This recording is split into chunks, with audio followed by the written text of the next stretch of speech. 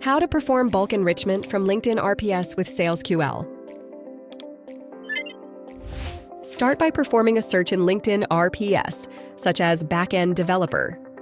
Click on the SalesQL badge in your browser to open the extension. Choose a folder in SalesQL where you want to save the contacts. If needed, create a new folder and name it accordingly.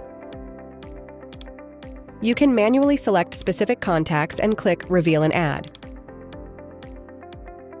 To select all contacts on a page, scroll down until you see 25 contacts. Click the checkbox at the top to select all, and then click Reveal and Add.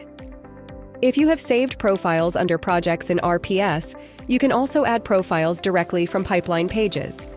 To view your added contacts, click on the three-dot menu and select Current Work folder. Inside the folder, you'll find enriched details such as emails, phone numbers, and other relevant information. From there, you will be able to export your contacts as a CSV file for easy management, or seamlessly integrate them with your CRM to enhance your workflow. Thank you for watching this tutorial on performing bulk enrichment using SalesQL.